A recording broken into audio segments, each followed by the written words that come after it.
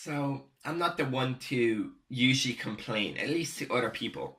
I don't see the point, and I think that having conversations that arise from such a point only promotes negativity. But in this video, I'm going to talk about my year living in Irish countryside. Before I begin, I should tell you to watch my video from last year titled The Move, linked right here. And it just talked about the reasons why I moved from the Irish city life to the countryside in the first place. It's definitely worth a watch, and it goes through the whole moving process really in depth. To whoever is here though, I'm going to get into this video right now. We started moving to the village of Toher in December 2016. For the first 6 weeks, we had no heating at all. And that's because of two things. One, our landlord is in Australia. And two, our rental agent doesn't really care. So yeah, 6 weeks of temperatures not going higher than 1 degree Celsius on the inside of the house. Pretty harsh, huh? In that initial moving period, a lot of the lights in the house were also faulty. But thankfully, my dad is an amazing electrician and just fixed all of that himself. He didn't get paid, but we have lights. For the first 2 months as well, we had no landline, mobile signal, or Wi-Fi. For internet-absorbed millennials such as myself, it's really hard to put this into perspective and show you how challenging it really is, but it was an experience. Since that time, a lot of things happened. We repaired the outside, the inside, bought all furniture, updated wallpapers, painted walls. We basically made this house our home. The windows are closed, as you can see right there.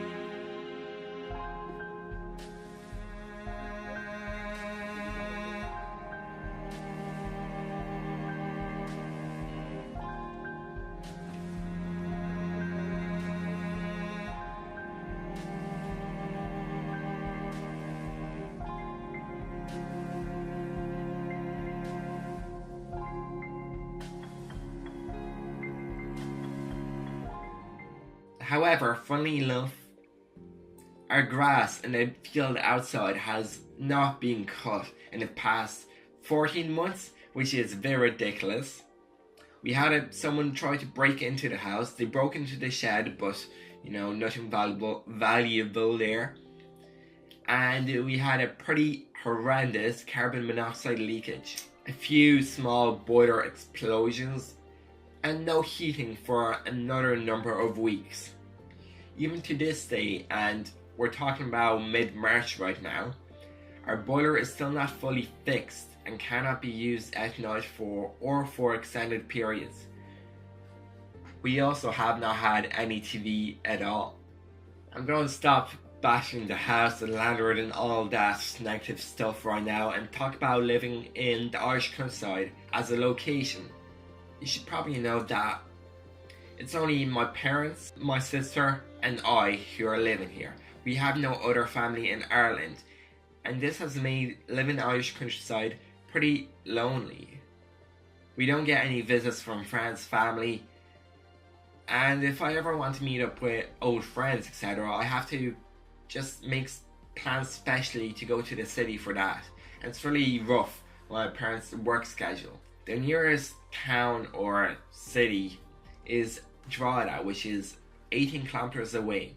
And here my dad works, my mum works.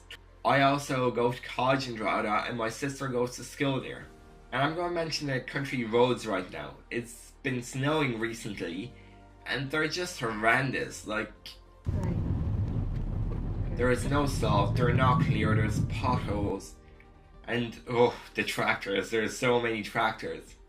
We have slid off the road quite a few times, and my dad's car did get stuck in the snow. But yeah, stories for other days. Living in countryside creates this as a big issue. Shit. My hair light kind of died, so yeah. We're just gonna roll with the natural window light. I hope that the curtain is giving me a nice dispersed look on my face. No, I'm actually gonna take it off. I have no idea how I'm lit right now, but let's go with it. Distance has been a huge issue, and there is no public transport in the countryside. Like, no public buses at all, no trains, and the taxi would be around €40 per way to the nearest town, Drogheda. So Sandra has to wake up at 6:30 every morning to catch the school bus. Bear in mind her school starts at 9. I've also had to ask my parents to always drive me to college. This is a bit problematic because my schedule is all over the place. Like, on Mondays I start at 9 AM, finish at 3:45, but on Tuesday I'm only in from 11 AM till 2 PM. And my week is like that throughout, so this complicates things quite a lot. And the transport adds a lot of costs already to our already high rent. Oh yeah, and I only get home after my mum finishes work. So let's say on Tuesday I'll finish at 2 PM. I have to wait till around 5:45 in my mum's car or the school library, whichever I choose, to get a lift home. I'm not a complainer, and I'm not trying to make you pity me in any case, but I'm just hoping that you understand that it's not ideal. So when I get home like at 6:20ish, around there, depending on the road, traffic, etc., I cook myself the first meal of the day, which is usually a large, freshly warm dinner.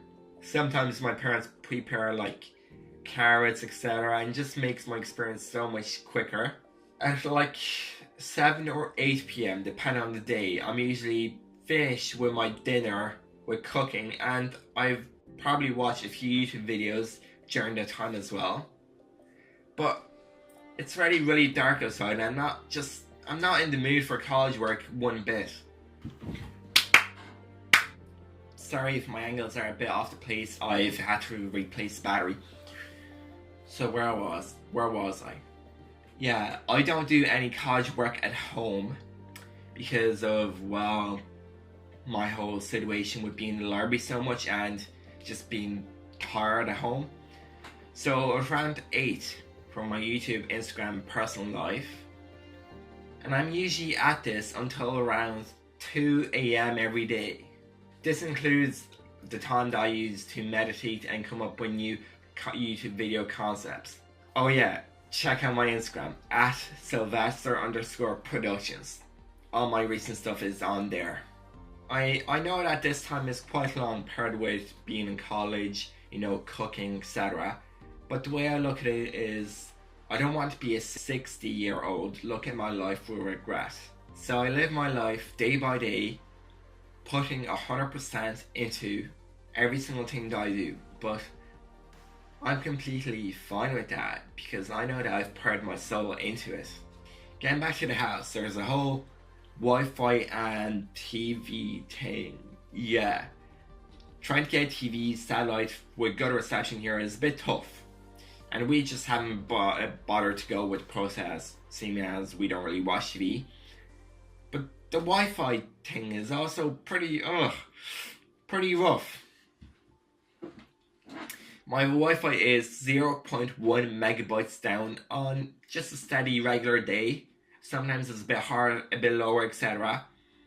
Then don't even bother asking me about the upload. Watching YouTube is a pain. Downloading college assignments is a pain, and trying to upload a 5-minute cooking video to YouTube usually takes me about 2.5 hours. So yeah, it's a quite a long time. Phone coverage wise, I'm about 40 kilometers, maybe more, from Northern Ireland. And I still get put into the UK phone services because of where I live, which is a really weird thing and I absolutely hate it.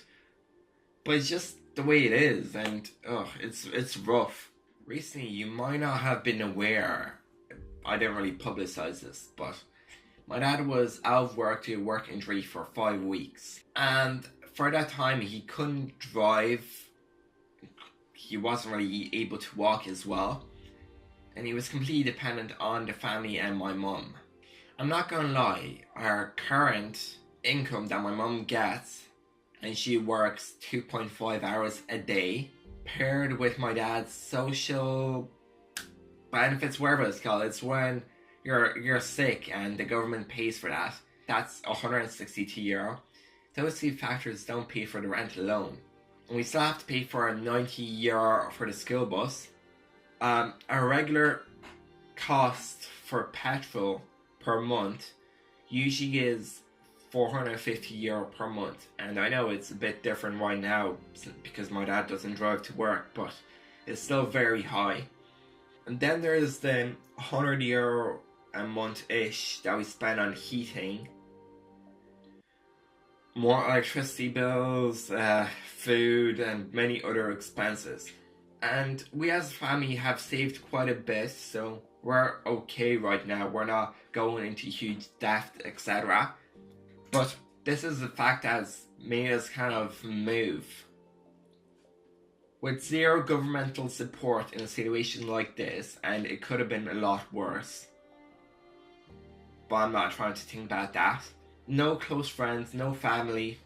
We can no longer afford to live in the Irish countryside, both mentally and physically. To rant about the Irish countryside for a bit, it's absolutely awful.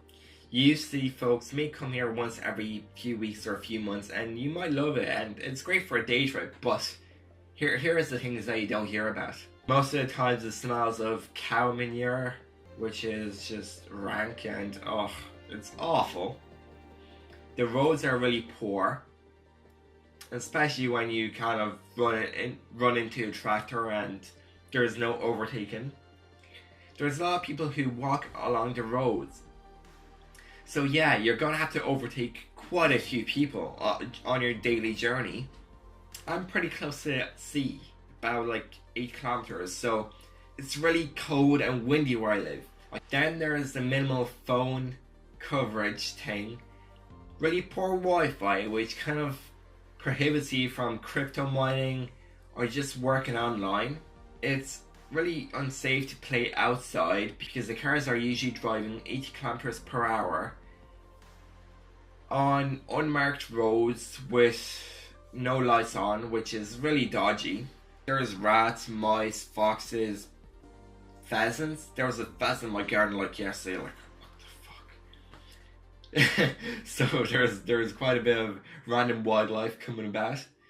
And nearest town services such as a hospital, garage shops, larger petrol stations are all 18 kilometers away. It's just so far from everything, and living here is not even cheaper than living in a town. I guess if you're like a self-sufficient farmer, it'd be perfect. For a young family with work, college, school in the city, it's really not ideal. And just so you know, there's been huge reasons why I moved here and huge benefits as well, but this video has been largely about the factors that have made me decide to move to the city. But if you'd like to know all the benefits, etc., please just comment down below. I'll be making more videos on the whole move situation soon enough. Thank you for watching. Be sure to subscribe, leave comments, hit the notification bell, and just keep updated. Sylvester Productions out.